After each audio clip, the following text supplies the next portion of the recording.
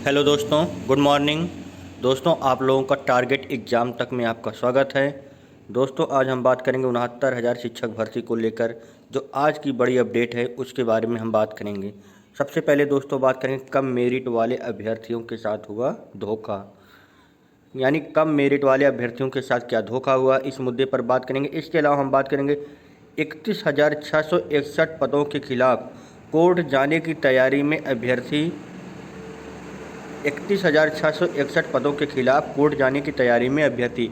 दोस्तों, इन दोनों मुद्दों पर हम विस्तार से बात करेंगे, लेकिन अगर आपने हमारे चैनल को सब्सक्राइब नहीं किया है तो सब्सक्राइब कर लीजिए ताकि आप लोगों के पास लेटेस्ट वीडियो की अपडेट आप तक सबसे पहले पहुंचती रहे। दोस्तों, जैसा कि आप लोग जान रहे हैं, 69,000 शिक्षक भर्ती प्रक्रिया को होते होते 2 साल के करीब हो रहा है, लेकिन अभी भी प्रक्रिया जहाँ की तहाँ पड़ी हुई है। सुप्रीम कोर्ट में आर्डर रिजर्व है और कई अन्य मुद्दों पर अभी भी सुनवाई चल रही है, जैसे आंसर की मैटर, आरक्षण के विवाद को लेकर मैटर। ऐसे कई 1 2 3 मुद्दे हैं जिन पर अभी भी हल होना बाकी है। अभी तक उसकी समस्या को सॉल्व नहीं किया गया है। सबसे बड़ी समस्या अभी है कि सुप्रीम कोर्ट का आर्डर तो रिजर्व हो गया है, लेकिन फैसला अभी आना बाकी है। कब तक आएगा?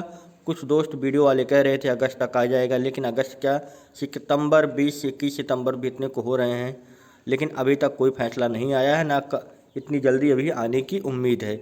लेकिन सरकार ने इसी बीच तत्काल फैसला लेते हुए छात्रों के लगातार विरोध के बाद, अभ्यर्थी एवं प्रतियोगी छात्रों के लगातार विरोध के बाद मुख्यमंत्री योगी आदित्यनाथ ने तत्काल निर्णय लेते हुए जो सुप्रीम कोर्ट के आदेश में कहा गया था, अगर सरकार चाहे तो जो शिक्षा मित्रों की सीटें होल्ड करके रखी गई उसको होल्ड करके बाकी बचे पदों पर भर्ती प्रक्रिया पूरी कर सकती है। लेकिन अब इसके खिलाफ प्रतियोगी छात्र अभ्यर्थियों का कहना है 67,667 चयनितों में से 31,661 अभ्यर्थियों को नियुक्ति देने के निर्णय को सरकार का विरोध कर रहे हैं। अभ्यर्थी लगातार सरकार के इस फैसले का विरोध कर रहे हैं और उनका कहना है कि जब सुप्रीम कोर्ट में आर्डर रिजर्व है, फैसला आना बाकी है, तो इतनी जल्दी क्यों?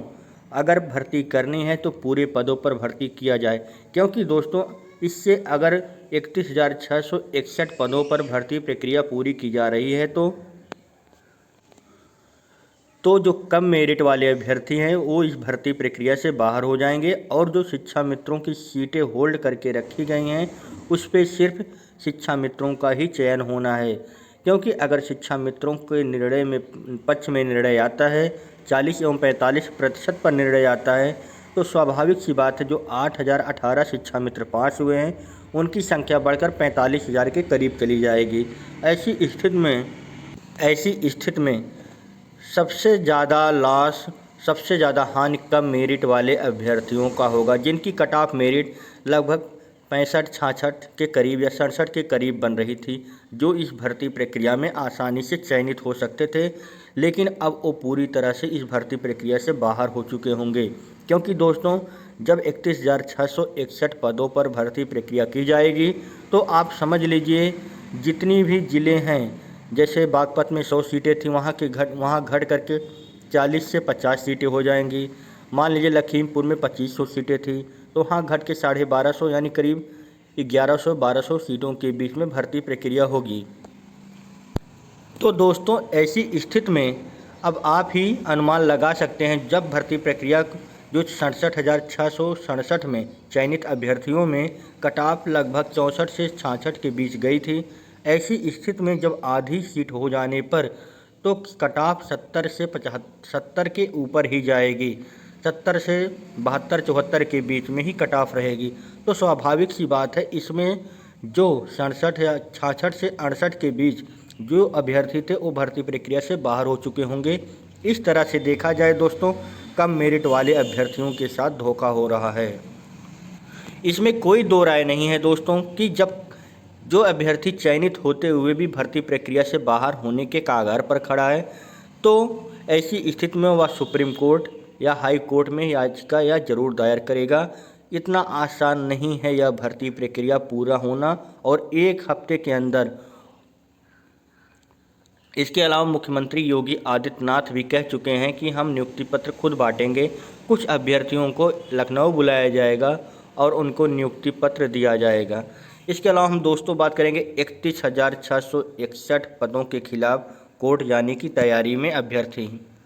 जैसा कि दोस्तों आप जान रहे हैं, सुप्रीम कोर्ट का आर्डर रिजर्व हो चुका है, लेकिन अब अभ्यर्थी इन जो मुख्यमंत्री योगी आदित्यनाथ के द्वारा लिया गया फैसला है कि 31,661 पदों पर भर्ती प्रक्रिया 1 हफ्ते के अंदर पूरी की जाए, इसके खिलाफ अब बीएड के अभ्यर्थी और कई कैटेगरी के अभ्यर्थी वर्ग के अभ्यर्थी सुप्रीम कोर्ट जाने की तैयारी में कर रहे हैं। अभ्यर्थियों का कहना है कि सरकार की तरफ से जैसा निर्णय आता है उस पर हम डिस्कशन करेंगे, अपने वकील से इस मैटर पर बहस करेंगे, क्या आगे का निर्णय होगा, क्या आगे की रणनीति होगी इस पदों के खिलाफ। अगर सरकार 31,661 पदों पर भर्ती प्रक्रिया शुरू करती है, क्योंकि इससे कम मेरिट वाले अभ्यर्थियों को काफ़ी नुकसान हो रहा है।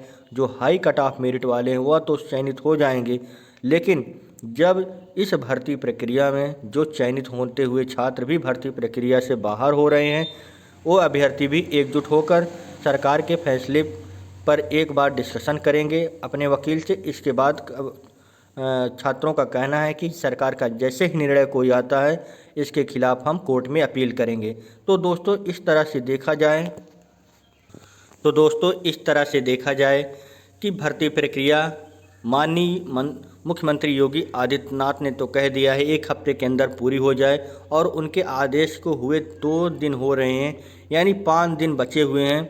क्या 5 दिनों में अभ्यर्थी के हाथ में नियुक्ति पत्र होगा या एक बार फिर लॉलीपॉप की तरह लॉलीपॉप हो जाएगा और कोर्ट में फिर यह भर्ती प्रक्रिया फंस जाएगी।